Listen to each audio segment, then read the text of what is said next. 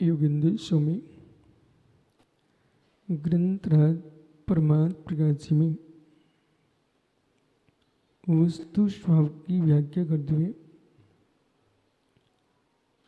भव्य और मुमुक्षु जीव को समझा रहे हैं, जिसके अंतस में बहिरंग द्रव्य के प्रति ममत्व नियत है, उसका मोक्ष तत्व की उपलब्धि अनियत है। जिस जीव के लिए संसार के प्रपंच भाते हैं, उस पुरुष के लिए मोक्ष लक्ष्मी कभी नहीं भाती है। जिसको मोक्ष तत्व चाहिए है, उसको संसार के प्रपंच से अपनी बुद्धि पूर्ण दूर करना पड़ेगी। जब तक संसार का प्रपंच तुम्हारे मस्तिष्क में है, तब तक यानी मोक्ष तत्व की उपलब्धि तो बहुत कठिन है। मोक्ष मार्ग पर प्रवेश ही नहीं है। बहिरात्मा जीव अंतस्तत्व को समझे बिना सुपरांतरम को नहीं समझता। सब पर के अंतर का बोध जिसको नहीं है, वह जीव मुमुक्षु कैसे हो सकता है? और मुमुक्षु हुए बिना मोक्ष तत्व सिद्धि को कैसे प्राप्त हो सकता है? इसलिए जिसकी दृष्टि निरंजन को छोड़ करके जो लोकाचार में मस्त है, लोकोत्तराचार से इसका कोई प्रयोजन नहीं है, ऐसा लोकाचारी श्रमण कभी मोक्ष की सिद्धि नहीं कर सकता। जिसको बहिरंग कल्याण पर ही लक्ष्य है, अंतरंग भेद विज्ञान पर किंचित भी लेस मात भी भाव नहीं आ रहा है, ऐसा जीव 3 काल में भी आत्मसिद्धि की भावना को प्राप्त नहीं हो सकता। और जिस जीव को आत्मसिद्धि की भावना नहीं है, वह प्रसिद्धि की ओर दौड़ रहा है। किंचित मात भी लौकिक कार्य में दृष्टि जाती साधक की, तो ज्ञानी पंचक पंचकणक जैसे कल्याणक जैसे प्रायश्चित का पात्र होता है। लोक रंजन में दृष्टि जाते ही ओ जीव धन्य योगी जो आत्मर्थी है, गीतार्थी है, भव्यार्थी है, ऐसा साधक पर भावों से आत्मा को भिन्न देखता हुआ किंचित मात भी लौकिक कार्यों में अपनी दृष्टि को नहीं ले जा पा रहा है। अब यह संभल के समझना पड़ेगा। जैन निरंजनो मनो चरिए विषय कसाहे जंतु निरंजने मनः धृतम विषय कसायो गच्छत मोक्षकणम एततो अन्यम न तंत्र मंत्रम। जो साधक निरंजन में चित्त को धारण किए है, विषय कसाय से अपने को शून्य किए है, वही मोक्ष का कारण है, न अन्य कोई तंत्र मंत्रम।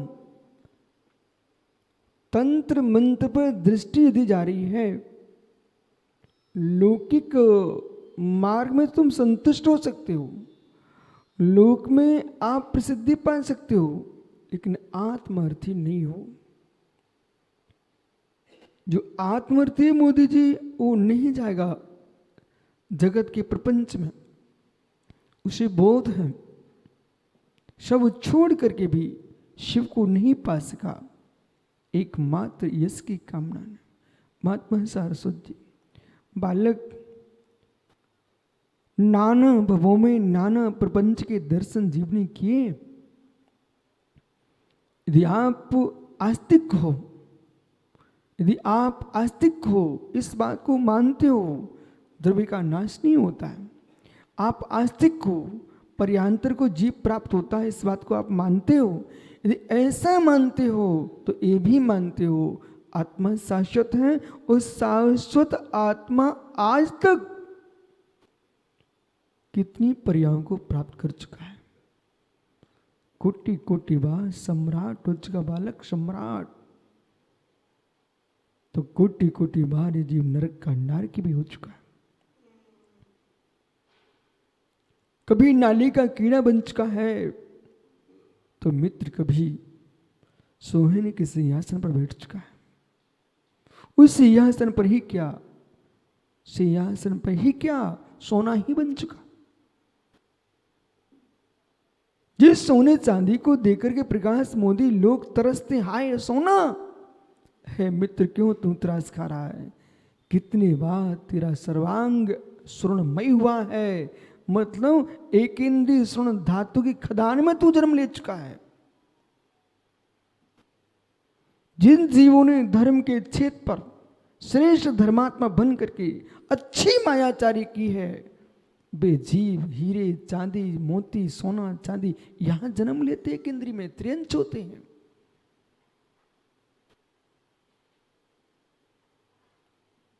यदि ऐसी माला फेरते रहे बेटा सोने की, और मन में भाव बनता रहे मेरी सोने की माला की डिब्बी गुम ना जाए, मेरी सोने की माला कितनी सुंदर है, बेटा दुनिया तुमको कहेगी कितना ब्रह्मचारी धर्मात्मा है, माला फेर रहा है।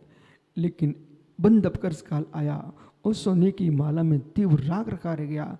एक दिन ऐसा हुआ कि बालक सोने की खदान में जाकर के एक इंद्रजीव बना।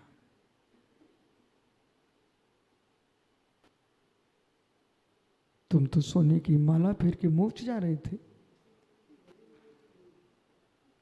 सोने की माला फेर के मोक्ष जा रहे थे, पुण्य से अगर वो तो एक इंद्रिय बन गया जीव। सुमति, सोने के चांदी के कलशों से प्रभु का अभिषेक तो करना, तो तुमको पुण्य का आश्रय बंद होगा। लेकिन उन सोने चांदी के कलशों में तीव्र राग लेके तुम आयो कि मेरे जैसा अभिषेक कौन कर रहा है, मालूम चलेगा कि कलशियों के अंदर ही तुम चींटी बन के चिपक जाओगे। उन कलशियों में जिनसे कलशियां बनी हैं, उस सोने चांदी की पर्याय में पहुंच जाओगे। और कदाचित मंदिर में किसी ने उन स्वर्ण कलशियों को, रजत कलशियों को भंडारे में रख दिया, और मित्र उनके राग में मृत्यु हो गई पुजारी की, मर करके उसी भंडारे घर में उन कलशियों को देखने के लिए सांप बन के बैठ गया।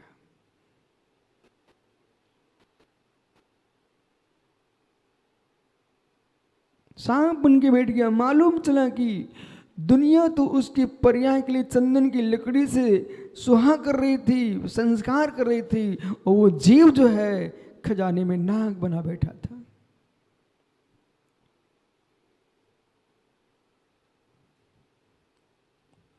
कहां तुम लिप्त हो रहे हो। इसलिए यहां आचार्य योगेंद्र देव स्वामी कह रहे हैं, हे मोक्ष मार्गी, हे मोक्ष मार्गी, परम ब्रह्म पर लक्ष्यपात कर, एकत विभक्तित ब्रह्म चैतन्य ज्ञान घन भगवान आत्मा का ही तेरा आश्रय होना चाहिए, अन्य द्रव्यों से अनाश्रय भूत हो जाना चाहिए। वही सत्य है। तत्सत्यम तत्सत्यम तत्सत्यम क्यों? चिदानंद चैतन्य स्वरूप ही सत्य है, वही आपका सत्य है, अन्य सब आपके लिए अवतार्थ है। ऐसा चित्त जिसका चलेगा वही मोक्ष मार्गी है। और नाना द्रव्यों में चित्त चलयमान हुआ, तुम्हारा संसार का अंत संभव नहीं है। प्रसिद्धियों के बल पर सिद्धि का महल खड़ा नहीं होता। अपनी डायरी पर नोट कर देना, ज्ञानियों, प्रसिद्धियों के बल पर मोक्ष महल खड़ा नहीं होता है। प्रसिद्धि पुण्य का फल है, प्रसिद्धि ईशा कीर्ति नामक्रम का उदय है, सिद्धि रत्नात्रय की साधना का फल है। बराबर। प्रसिद्धि जो है पूर्व पुण्य का नियोग है मोदी जी। प्रसिद्धि पूर्व पुण्य से मिल सकती है ज्ञानी, लेकिन सिद्धि पूर्व पुण्य के नियोग से नहीं मिलेगी। सिद्धि तो वर्तमान की मोक्ष तत्व की साधना, मोक्ष मार्ग पर चलने से और धर्म पुरुषार्थ पर जिएगा तो प्रसिद्धि नहीं सिद्धि मिलेगी। यदि वर्तमान का पुरुषार्थ जीव ने नहीं किया तो सिद्धि असंभव है। कितनी आप चंदन का सिंचन करो, अमृत का सिंचन करो, लेकिन ज्ञानियों बेत की लकड़ी पर तुम फूल नहीं उगा सकते हो। कितने चंदन के छींटे मारो, दुग्ध रस, गौ रस, नाना प्रकार के रसों का आप सिंचन करो, दुनिया की कितनी खाद पानी डाल दो, लेकिन बेत की लकड़ी में पुष्प नहीं आती। जैसे बेत की लकड़ी पर फूल नहीं आते हैं, बेत की लकड़ी पर फूल नहीं आते हैं, ऐसे प्रसिद्धि चाहने वालों को मोक्ष की सिद्धि नहीं होती। पूर्ण शून्य में जाना पड़ेगा। एक अलौकिक आनंद है, एक अलौकिक आनंद है। पूर्ण शून्य में जाना पड़ेगा, पूर्ण शून्य में जाना पड़ेगा।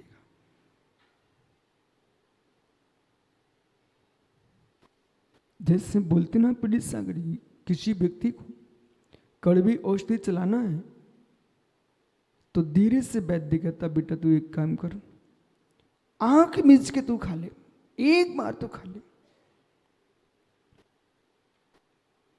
गया में वैद्य जी आए, बोले वो चीनी या बादाम होती है, बहुत कड़वी होती है, लेकिन वो अंदर रख के बस अंदर ले जाना चाहिए, नहीं तो ग्रास नहीं ले पाओगे। इसके बाद चीनिया बादाम जैसे व्यक्ति अंदर गुटक जाता है, वैसे मित्र तुम निर्णय करो, एक बार ऐसा निर्णय करो कि मैंने अनेक भवों में अनेक पर्यायों को मैंने यश के लिए प्रदान किया, कीर्ति के लिए प्रदान किया है, भोगों के लिए प्रदान किया है।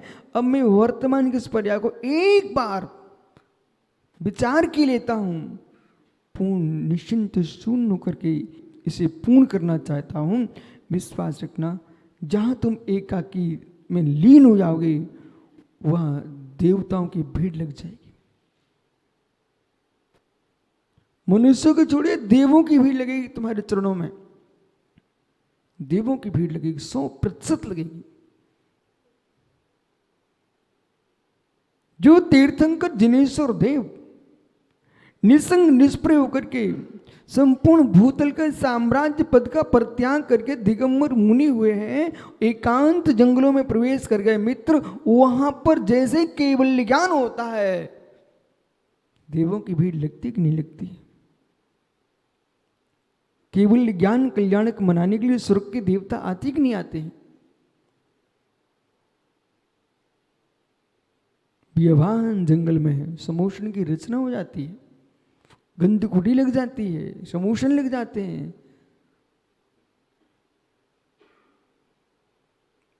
पहले छुपना पड़ेगा, एकांत में जाना पड़ेगा, एकांत में जाना पड़ेगा। एक छोटा सा बीज एकांत में मिट्टी में चला जाता है, एक छोटा सा बीज मिट्टी में चला जाता है। मिट्टी में जाने के बाद वही बीज अंकुरित होकर के सहस्रों लक्षों कोटि कोटि पत्रों से, पुष्पों से, फलों से लदा दिखाई देता है। एक छोटा सा बीज जमीन में अकेला गया था।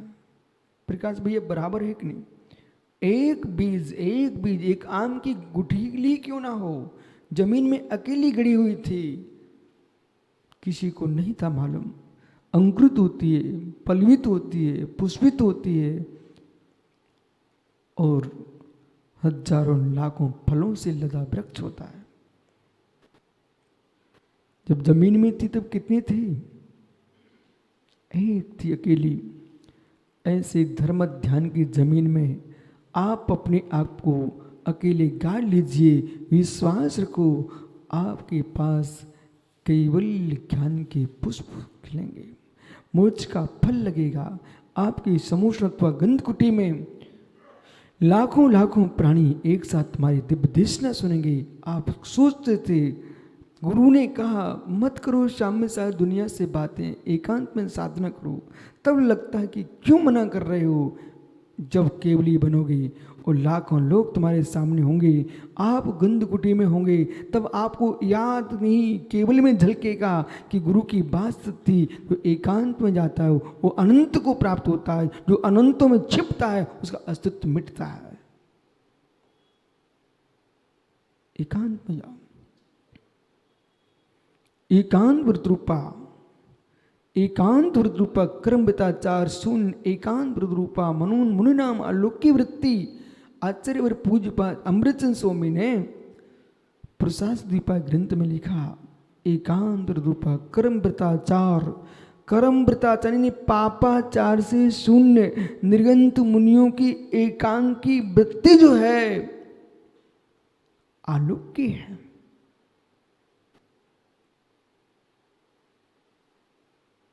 इसलिए हार्दिक बाबू मत तड़पो, कोई मेरे से बात कर ले, बेटा तड़पो मुझसे बात कर लो। अज्ञानी अविद्या के वश होकर के लोगों से विशाल बात करने की विशाल बात सोचता है कि पिपनी चाहता है कि लोग मेरे पास आके बात कर लें, लेकिन मुमुक्षु चाहता है मेरे से वो बात करेगा मेरे में विघ्न करेगा, मैं एकाकी जाकर के निज में बात करूं तो निरंजन हो जाऊंगा। पर से बात करेगा तो बहिरात्मा परतत्व में लिप्त होकर के संसार में भ्रमण करेगा, और निज अभिन्न एकत्व विभक्त चित्त ब्रह्म से बात करेगा तो नित्य निरंजन अवस्था को प्राप्त करेगा, दीपक निरंजन हो जाएगा। सुन लो बेटा सुन लो, नहीं तो इन शब्दों को सुनने तक का अवसर नहीं मिल रहा जीवों को, इन शब्दों को सुनने तक का अवसर नहीं मिल रहा जीवों को। इस शब्दावली ही कानों तक नहीं पहुंच रही है। कर्तृत्व का तूफान विराट है, कर्तृत्व का तूफान विराट है, जगत कर्तृत्व में लिप्त है, अकर्तृत्व की मुद्रा में भी कर्तापन छाया हुआ है, अकर्तृत्व की मुद्रा में भी कर्तापन छाया हुआ है। जब तक कर्तापन का व्यंतर दूर नहीं होगा तब तक निरंजन की उपलब्धि नहीं हो सकती। इसलिए आचार्य भगवान ने कह दिया, अन्न मंत्र तंतु, जो यथार्थ में मोक्ष मार्गी है वे अपना आज से इरादा बदल देंगे, अपना मस्तिष्क को परिवर्तित कर लेंगे। सारस्वती तंतु मंतु, जो तंत्र मंत्र है वो लौकिक प्रसिद्धि के साधन तो बन सकते हैं, लौकिक जो लोगों के कल्याण के बहिरंग हेतु बन सकते हैं। कौन से कल्याण के लिए? अर्थ काम, अर्थ काम, अर्थ काम। वो भी कब? यदि सामने वाले का पुण्य प्रचंड है तब।